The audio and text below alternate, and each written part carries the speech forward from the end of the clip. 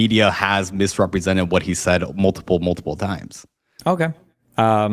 You're just wrong. I mean, I really don't know what to say. Like, this stuff like drives me so crazy that the right can get away with so much insane behavior, and then people always make excuses where, well, the reason why Joe Rogan had to come out and 100% deep throw Donald Trump was because MSNBC edited a clip of him one time. Like, I don't know. I'm a man. I've never changed my political opinions because somebody says something mean about me like that. But then people make Destiny was a guest on a YouTube channel called Jen for an interview and a debate, and in this section of this interview, they discussed the idea of figures on the right, such as Joe Rogan, being forced to support Donald Trump, but the same thing not happening on the left, with commentators on the left being forced to support Kamala Harris. We're going to take a look at clips from Jen's YouTube channel and this interview with Destiny. I will share my thoughts on this as well. Let's check this out together. Not a super like party allegiant person like every other online political commentator is, for a variety of reasons. But I mean, for me personally, obviously it would be a big divergence from my current politics, because I actually like this country and I do believe in the values of this country. So supporting Trump would be wildly outside of the scope of what I do right now. So I can get behind that. Oh, sorry, go on. But yeah, no, I mean, there is nothing on the left that remotely approaches the cultish obsession that the right has with Donald Trump. Again, you can't think of a single media entity on the right that doesn't support Donald Trump, can you? Like a single one. No, yeah, I mean, like Fox News, for example, is definitely for Trump. Yeah, and a lot of like independent media voices, definitely. All of them, not a lot of them, every single one that says that they're like. But do you think there's also a lot of different factors too? Like, for example, the fact that RFK, endorsed him. There's also people like even Tulsi Gabbard, who was formerly a Democrat, who then became Tulsi Gabbard has never been a strong Democrat. That lady is crazy. Sure, but you can use that as an example, right? It's like there's also a lot of support that happened in this particular election, where they then saw that as a better alternative than what happened in the last 4 years. So I think the fact that in this context. I mean, you can say that it's different, but you're just saying that to say that. Like, you have nothing has changed substantively between Trump term 1 and term 2. Like, literally nothing. You don't think so? I mean, just how he's presented himself in the media is also quite different too. There's also a lot of different historical contexts, the Trump assassination as well. Like, I'm sure that brought a lot of support as well. Even why would that bring support? But like, think about one of it. Like, why would Trump getting shot at? Why would that change support for him at all? I think they saw that as a pretty unique moment in U.S. history, and they also saw the strength of his character by being able to stand up and still keep going. I mean, look, hold on, just to be clear, I just want to be ultra clear. If that changed your opinion about him, then you never had strong political beliefs in the first place. Seeing a guy get shot at, like, myself. I'm not talking about myself. Well, no, I'm saying in the general you, but I'm saying like, if somebody's like, I would never support Trump as a candidate, and then I saw him get shot at, but now I super support him. What a stupid way to come to. There's also even like an example like Mark Zuckerberg, right? Who would have ever thought that in 2024, Mark Zuckerberg would have even said that was one of the most badass moments of American history. So what I'm trying to say is that I think a lot of public sentiment towards Trump has also changed too, where it's also become a lot more socially acceptable to outwardly support Trump versus 2016. So I think there's a lot of different context that has changed. And I think that's also a reason why a lot of moderates have voted for Trump this term than, let's say, 2016 too. Or even 2020 when he lost. Okay. I mean, like I said, you can say that, but you have nothing. Like, he got shot at, and you evidence here. You haven't given me a thing. What has changed? What has changed so much from Trump in 2016 to 2024 that would make somebody that was completely against him in 2016 now support him? It can't be. Yeah, I don't really know what he's getting at here. I think Destiny's right. I don't know what he's getting at here in terms of public support has changed with Donald Trump. I mean, what evidence of that is there? There were a lot of factors that led to Donald Trump winning this election, but it seems that the biggest one was simply just inflation. It wasn't necessarily more people liking or being accepting of Donald Trump. It was mainly people upset at the price of eggs. I mean, there were a lot of different factors, but that was a major aspect of it. I don't know that you can point to any real evidence that people like Donald Trump any better than they did in 2016. That, there's been obviously the people that love Donald Trump and loved him in 2016. Most of them love him still now and are unwavering in their support. I'm talking about just regular people, but I don't know that there's been any huge increase in the number of just regular Americans who like Donald Trump any better. And just because you have online pundits like Joe Rogan endorsing Donald Trump. That doesn't mean the average person likes him any more than they did previously. That he got shot at. That it has to be something more. Well, Destin, it's even points that you brought up earlier, right? In the sense that like a lot of people voted for Trump over Kamala because of inflation. So there's also even economic factors that people have considered and put at the top of their mind that has also changed how they voted for this year. So yes, it's probably, look, maybe I'm not giving you direct evidence, but you can't ignore the fact that there are different factors in 2016, 2020, as well as 2024. Sure. And I'm not saying that there aren't necessarily different factors. I'm just saying that the original claim that we're talking about has to do with whether or not you have to support a candidate, basically. On the left, I've given you several large media entities that don't support the candidate. On the right, every single person, even centrists or whatever, all support the candidate.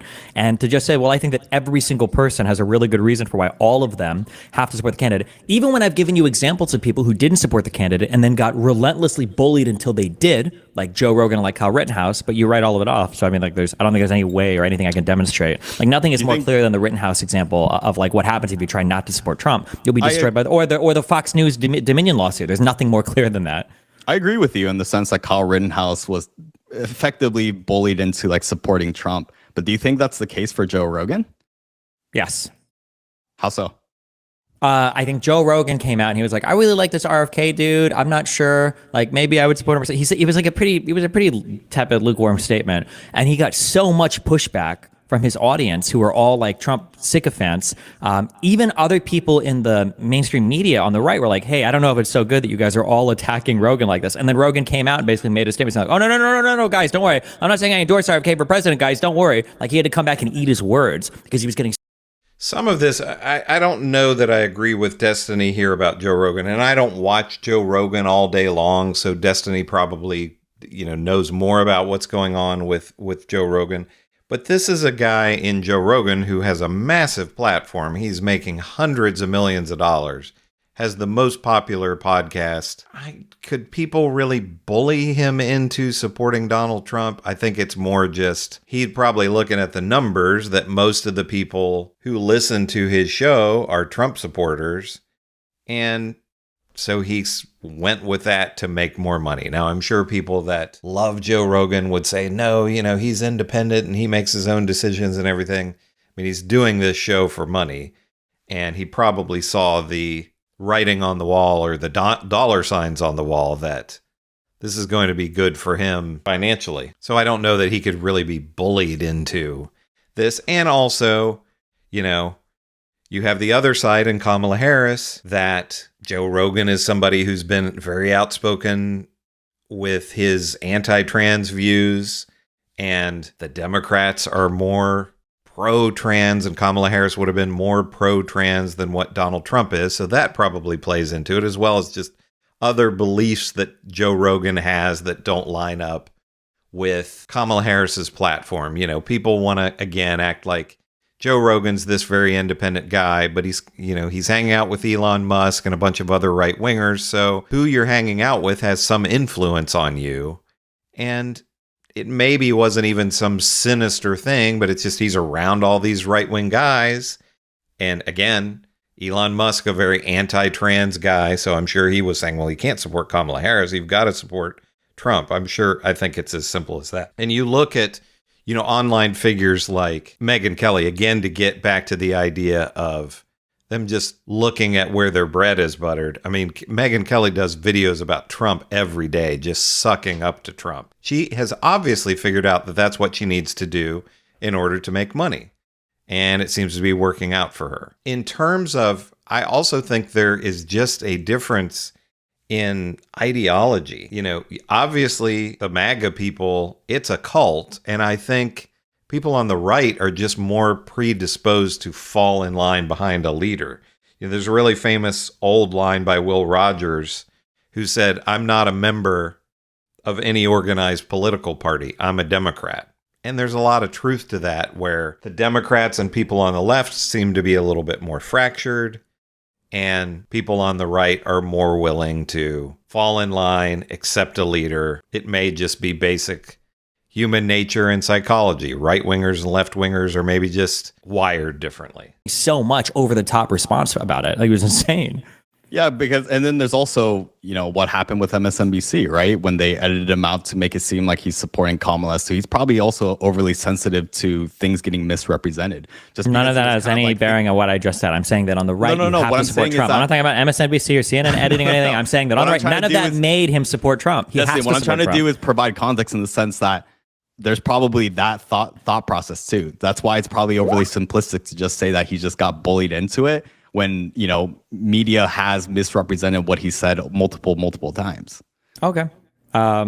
You're just wrong. I mean, I really don't know what to say. Like, this stuff like drives me so crazy that the right can get away with so much insane behavior. And then people always make excuses where, well, the reason why Joe Rogan had to come out and 100% deep throw Donald Trump was because MSNBC edited a clip of him one time. Like, I don't know. I'm a man. I've never changed my political opinions because somebody said something mean about me like that. But then people make excuses for Joe Rogan to do this. And that's so crazy to me, right? I've had people lie about me on the left and the right. I've never thought like, wow, that guy said something mean about me. I'm going to go and support a totally different candidate. Like, grow up. Like, what the fuck? That's just crazy to me that you would be so willing and easily ready to offer up that excuse for Joe Rogan. Like, maybe he had to be a 100% Trump sycophant because MSNBC posted a clip of him being too orange one time. That's crazy to me. That just doesn't make any sense in my mind.